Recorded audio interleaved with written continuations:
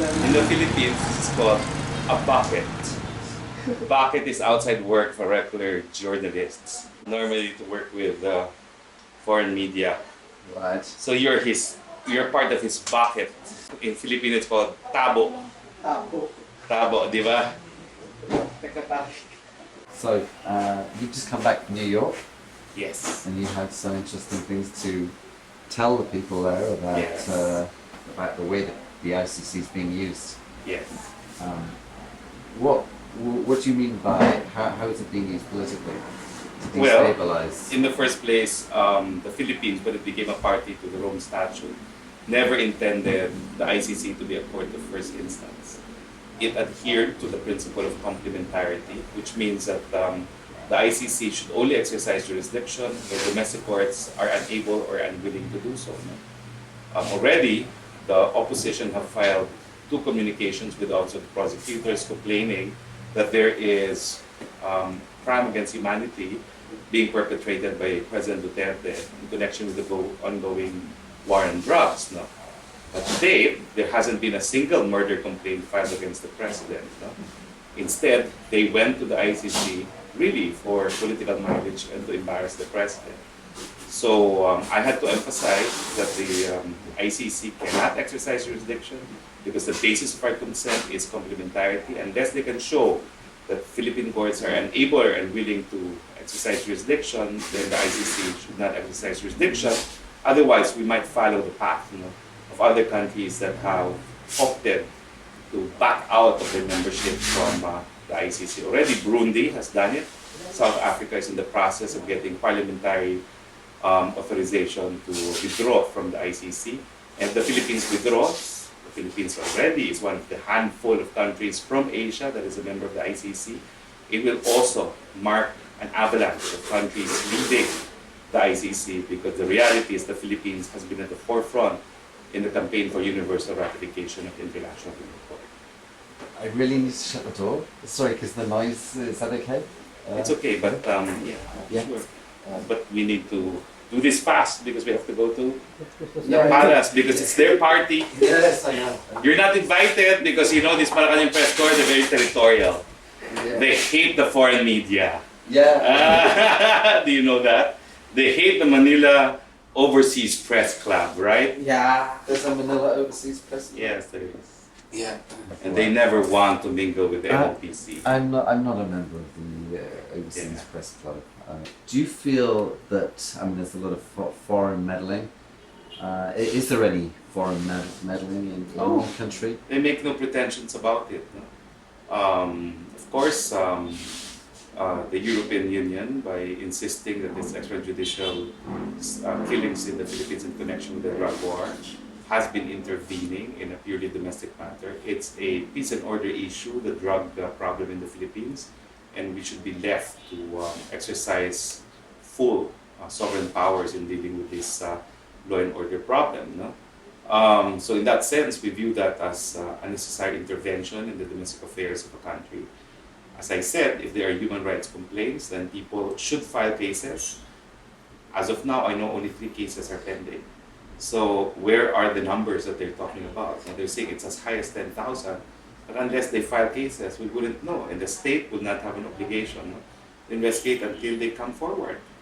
The US government has a history, a long history of destabilizing countries. And the way I saw it, perhaps you were, I mean, with its endowment, National Endowment for Democracy, and its supporting groups in countries like Ukraine, helping bring down governments through protests. All over Europe, Middle East, South America. This has been going on for like decades. Would you? Do you think there would be that kind of meddling here? Well, the International Court of Justice in the case of Nicaragua versus US confirmed that the United States, at least in the case of the Sandinista government, was guilty of use of unlawful interference in the domestic affairs of Nicaragua, among others by training mercenary groups, paramilitary groups to topple the legitimate government of Nicaragua. So U.S. intervention in domestic affairs is very well documented, among others, in the case of Nicaragua versus U.S.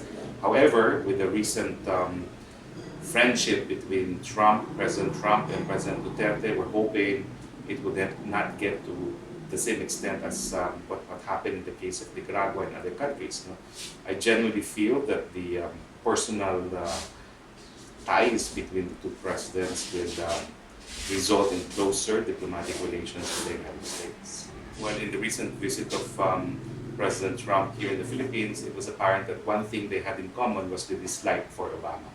And that's one thing that keeps them together. Sorry, I've got a bit of flu today, the last couple of days. I just had the flu when I was in New York, so I just drank tons of medicine. Yeah, and me too. I'm just making my head. I have NyQuil. You want NyQuil? What did I have? Bio. Bio? That's not good. NyQuil. I don't know if I have. I'll ask my staff. Yeah, it's okay. It's okay. So I'm not on the ball today, really, unfortunately.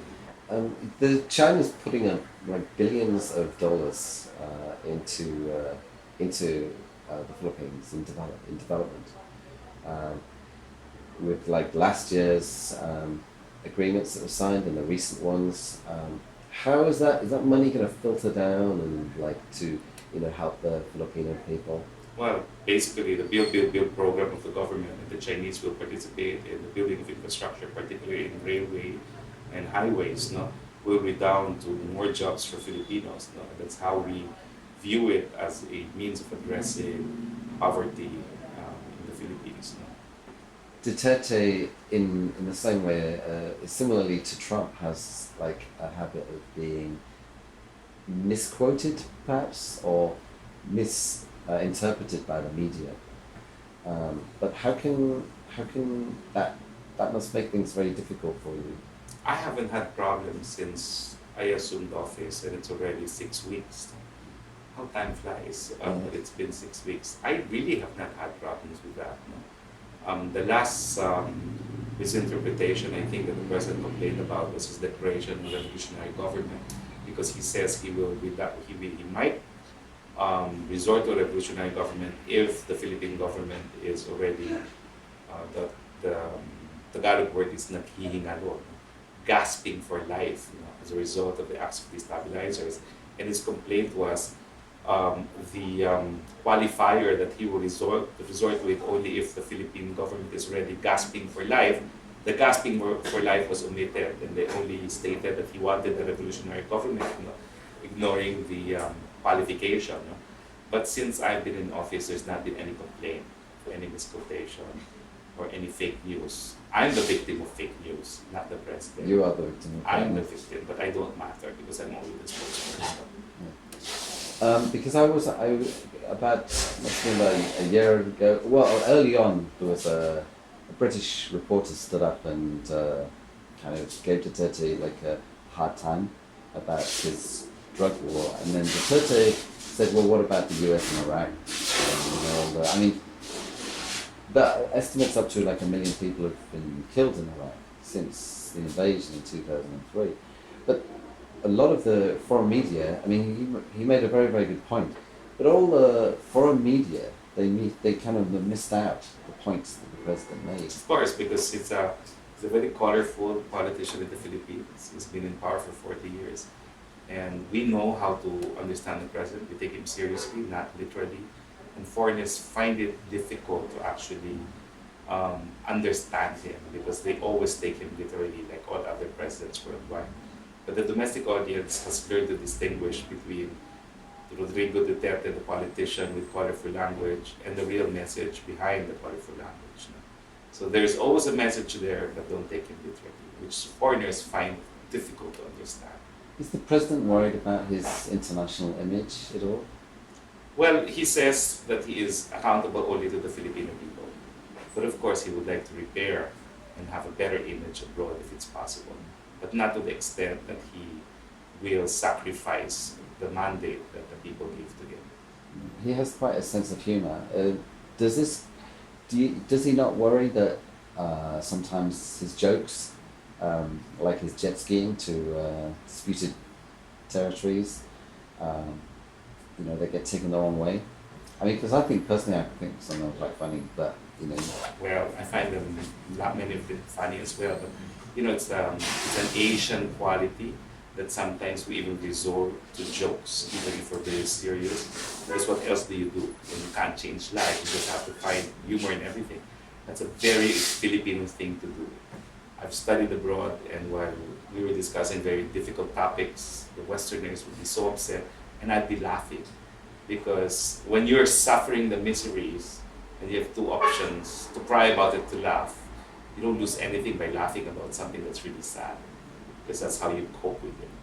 It's something that foreigners will find difficult to understand, but Filipinos clearly understand it, as in fact, 88% of them support the drug war, even if they know about the extralegal killings. And of course, his acceptance rate is 80, and we predict that it will even be higher in the last quarter of the year, because people understand that sometimes resort to joke is a statement that you can't do anything with harsh realities. Since I've been here, I've mentioned to a couple of people that I'm a journalist, and some of them have just been like, looked at me and said, "Oh, you better be careful." Is there any particular reason why I should? Of course not. Committee to Protect Journalists has downgraded us from being the second to the fourth most dangerous place for journalists. We're now the fifth. That's quite an improvement, considering we used to be number one, most dangerous place for journalists. And I think it will go down. There's been a decrease of journalists murdered in the Philippines, and they even created a task force just to deal with murdered journalists. Well, so it's nothing to worry about. Nothing to worry about. The Philippine president wouldn't have been in office for as long as he has if he did not appreciate the work of the media. Yeah. He's the best PR manager for himself. I sometimes think that my role is only to assist him with the foreign media, because the foreign media needs to understand him better. But as far as local media is concerned, he's his own PR guy. Do you think he would let me interview him? No, only because of a scheduling problem. Right. Okay. I basically need to know where he is if I want access to him, but forget getting an appointment with him. Yeah. That's just how it goes when you're president, I guess. Of course. No, I'm sure he's very busy. He's running Yeah. a country. It's a big country. It's okay. You can answer. Just to tell. Can you return call? Who's this? Kayo na ba? Ay nako. Can I do this? Can I answer this? Can we pause the interview? Or do you have more questions? It's okay. If you need to go, then you need to go. No, but can I take this? Yeah, a sure, minute? sure. Okay, go ahead.